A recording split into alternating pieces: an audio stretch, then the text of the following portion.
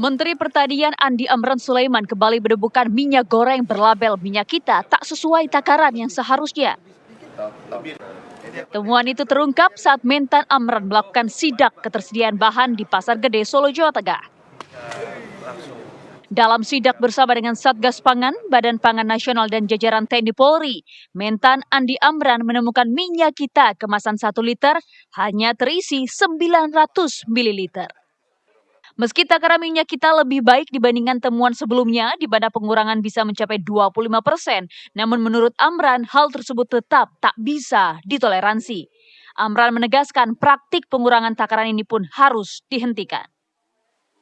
Yang pertama, yang bagus nih kita sampaikan di Agrip PT Pos tadi operasi pasar pemerintah itu sudah sesuai ukuran 1 liter harganya 14.700, itu sudah sesuai standar. Kami terima kasih kepada PT Pos, sekarang sudah membuka gerai 1341 sampai dengan hari ini. Ini operasi pasar besar-besaran dengan harga di bawah HET, itu perintah Bapak Presiden.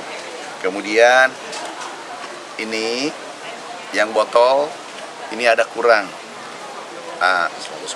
itu hanya 900 mililiter, jadi kurang 100 mililiter. 900 apa? 900 mililiter. Nah ini kurang 10%. Nah kalau ini kurang 5%, ini kurang 10%. Tapi harganya sudah sesuai HET, tetapi masih kurang. Nah ini harus diperbaiki.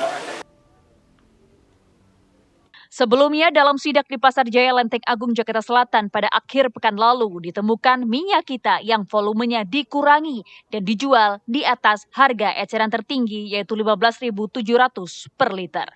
Tim TV One mengabarkan. 3, 2, 1. Ya, pemirsa, masyarakat banyak yang geram melihat temuan jumlah minyak kita yang tidak sesuai takaran. Jumlah yang seharusnya 1 liter, tapi fakta yang di lapangan yang ditemukan ini ada yang 750 ml sampai 900 ml. Bahkan tidak hanya itu pemirsa, HET atau harga eceran tertinggi pun ini juga banyak yang melebihi HET yang telah ditetapkan. Setelah jumlah minyak kita yang tidak sesuai takaran ditemukan, Menteri Pertanian Andi Amran Sulaiman terjun ke lapangan melakukan inspeksi dadakan ataupun sidak ke sejumlah titik. Kemarin dilakukan di Jakarta Selatan dan hari ini pemirsa sidak kembali dilakukan oleh Mentan di Solo, Jawa Tengah. Lantas apa temuan yang ditemukan oleh Menteri Pertanian ketika melakukan inspeksi dadakan? Siapa yang seharusnya bertanggung jawab dan langkah apa yang seharusnya dilakukan oleh pemerintah untuk menindak tegas pelaku ataupun pihak yang harusnya bertanggung jawab yang telah merugikan masyarakat banyak? Kita akan membahasnya. Sudah bersama saya pemirsa malam hari ini ada Menteri Pertanian Bapak Andi Amran Sulaiman. Assalamualaikum, selamat malam. Waalaikumsalam warahmatullahi wabarakatuh. Sehat Pak? Alhamdulillah sehat. Setelah padat ya hari ini ya Pak. Padat sekali. Oke, terima kasih atas waktunya di Apa Kabar Indonesia Malam. Pak Menteri, hari ini bahkan Anda telah kembali ya dari Solo, Jawa Tengah setelah melakukan sidak kembali kemarin di Jakarta Selatan. Tapi apa Pak yang sebetulnya menjadi alasan Anda melakukan inspeksi dadakan? Jadi sebelum Ramadan, 1 minggu sebelum Ramadan, Bapak Presiden perintahkan agar menjaga pangan, harga pangan, stabilkan harga pangan, bila perlu turunkan. Itu perintah Bapak Presiden. Ya. Bayangkan Bapak Presiden pernah menelpon 3 kali 1 hari. Hanya menanyakan harga. Begitu pedulinya Presiden kita pada masyarakat, pada rakyat Indonesia. Akhirnya 1 minggu sebelumnya kami persuasif. Kami sampaikan kepada seluruh masyarakat, kepada seluruh pedagang, jangan ada menjual di atas HET, harga eceran tertinggi yang ditetapkan oleh pemerintah. Jangan mensulimi masyarakat di saat beribadah. Biarkan tenang beribadah di bulan suci Ramadan. Akhirnya kami melakukan operasi pasar. Saran perintah Bapak Presiden adalah operasi pasar seluruh Indonesia. Kita siapkan 4.500 gerai. Kita di seluruh Indonesia, yaitu PT Pos, kita gunakan Bulog, ID Food, PTPN, kita kolaborasi, kita operasi pasar besar-besaran. Ya. Nah, kemudian kami mengikuti 1 minggu. Hari pertama kami sidak, hari pertama puasa, kedua, ketiga, dan seterusnya. Kami cek di lapangan. Ada kenaikan harga. Minyak di atas HET. Beras naik sedikit, 2%. Saya katakan ini anomali. Pasti ada middleman, ada permainan di dalamnya. Ya. Karena kenapa?